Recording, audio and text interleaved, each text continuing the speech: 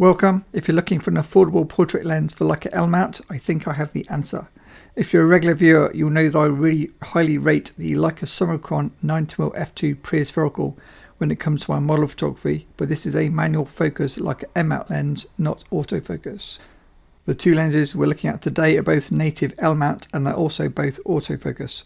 We have the 7Artisans 85mm f1.8, which is a relatively new lens, and then the Lumix S f1.8, which I've had a few months.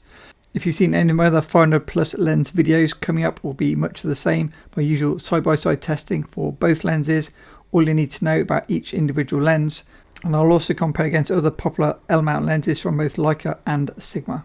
Hey guys, Matt here from MrLeica.com. So first, let's look at the Lumix S f1.8.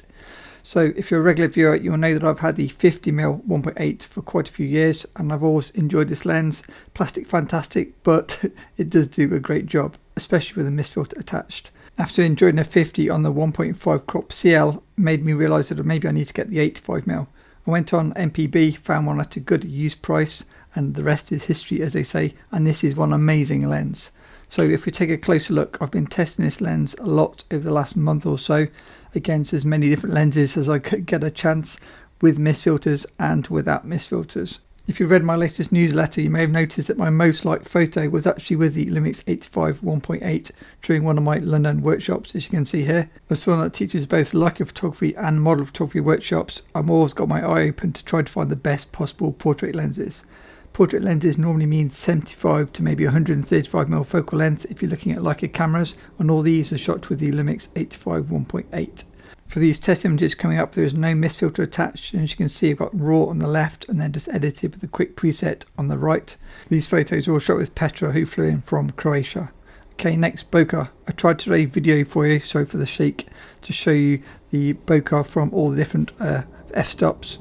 And then this is my flare test by pointing an LED like pen at the lens. So you can see this lens will flare, but it's generally flare resistant. Lens vignetting a bit wide open, but fine for portraits and gone by about f4.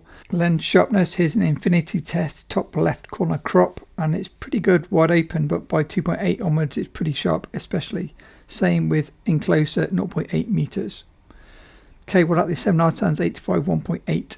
So shout out to 7Artisans, they did send me this lens to test, and I explained that I'll be testing it against the Lumix. I was interested to see how this budget lens compared, because it is quite a bit cheaper. Nicely made, it's metal, so it's slightly heavier than the Lumix lens, which is a bit more plastic, and the price is crazy cheap. It's like £250. I'll show you a screenshot towards the end. Here you can see both lenses side by side. The difference with the 7Artisans is you've also got an aperture ring, which is declicked, where there's no aperture ring on the Lumix. Here's some example photos again, raw on the left with preset on the right with Petra. All these photos are shot wide open at 1.8 for the most part, the ones that you're seeing anyway. Again, bokeh test. Again, you're going to get round bokeh from this modern lens because of the number of aperture blades. Flare test, I think there's slightly lower contrast, slightly more flare with this 7Artisans. Vignetting, again, pretty similar, gone by f4. Corner crop, again same setup. If we go even closer, it's slightly softer than the Lumix from my testing, but very similar, and the same in close, slightly softer but good by 2.8. So let's see them side by side. So here you can see both lenses side by side, pretty similar dimensions. The 7Artisans is 62mm filter thread versus 67mm filter thread on the Lumix. Both of these model lenses are what's called focused by wire, so you have no distance scale on the lens. Say the 7Artisans has got an aperture scale which is declicked. It works, but it's nothing particularly fancy, whereas the Lumix has no aperture ring, and both lenses have the AF/MF manual focus autofocus on off switch, and then you've got that extra custom button on the 7Artisans lens, which I didn't use.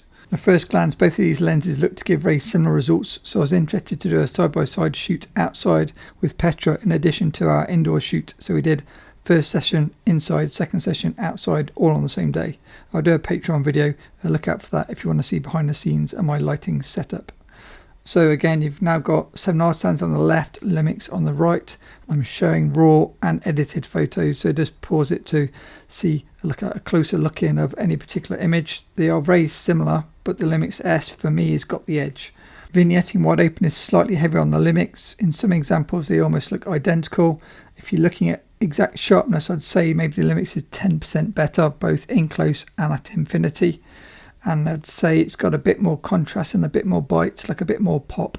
But they're very, very close. I'd say maybe 10% different. If you compare the spec sheet for both lenses, you can see the 7Artisans is 50% cheaper, which is pretty crazy.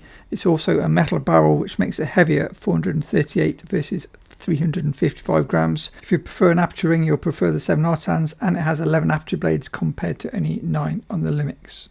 Let's now compare the Lumix S 85 to other popular lenses for L-mount. During my Patreon meetup a few weeks ago, we had lots of lenses with us, so I used the opportunity to try to do some side-by-side testing, both Leica lenses, Sigma lenses, and my Lumix lens that I had with me, and a few others that you'll see. So they can see the guys with their various lenses before I stole them to do a quick test. So first, the Leica SL75 f2 Apo. This is by far the most expensive lens in the test, but it is fantastic. Similar to the 90 f2 Apo, these lenses are very good. I have used both lenses against my Lumix and I was happy with the results from the Lumix. If we zoom in, first of all, can you tell the difference? Which is the Leica? Quickly. Okay, there's the answers. On the left is the Lumix, on the right is the Leica Apo. Can you see much of a difference? Let me know in the comments. I know Leica Apo lenses are fantastic and they are particularly great if you like the finer details, but maybe only 10% better than the Lumix. Okay, next, Sigma. So the 90 f2.8 DGDN lens. This is the smallest lens of the few that we're mentioning, but how does it compare? Now, being a 2.8 lens, it's a bit like apples and oranges, but we'll do our best anyway and see how it compares to the Lumix 85 1.8. The Sigma, as I say, is smaller, but the 85mm is faster, so it depends if you want a compact lens that you're going to stop down anyway for, say, telephoto shots, or if you want a portrait lens. So again, left or right, which is a Sigma lens? Comment below, pause the video if you need to. Answer is coming in 1, 2, 3. Okay, so we have Lumix on the left and Sigma on the right. You can see the Sigma's got smaller bokeh balls because it's a 2.8 lens, obviously, compared to a 1.8 of the Lumix lens. The Lumix has got the cat eye bokeh, which I prefer, but yeah, let me know in the comments, do you prefer the Sigma images or the Lumix? The Sigma should be slightly sharper because it's at 2.8. Next, Artisan 75 1.5. So this is one of my favorite art lenses or portrait lenses, but it's M42, not L mount. Now, the reason I included this is, for me, this is one of the best in terms of an art lens, because you're going to get much better bokeh than you get from Apo, Leica lenses or anything else. It's a biotar clone, and so you get a lot of swirl, which means you get really pleasing bokeh, as you can see there. But the caveat is it's sharp in the center, say where the lips are, but as you get nearer to the edges, the fall off is pretty dramatic and quite quick. So like the eyes are barely sharp enough, and if I had the eyes any nearer to the edge, they'd be even softer. So this wins for bokeh overall, but yeah, let me know if you want something that soft in the comments below. Last but not least, the lens which I would consider the benchmark, one of my favourite ever portrait lenses for like an M mount, but also use on L mount for the M to L adapter, the pre-aspherical Leica Summicron 90 f2.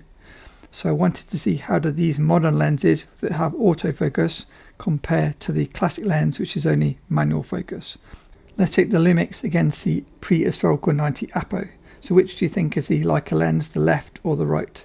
Answer coming in now.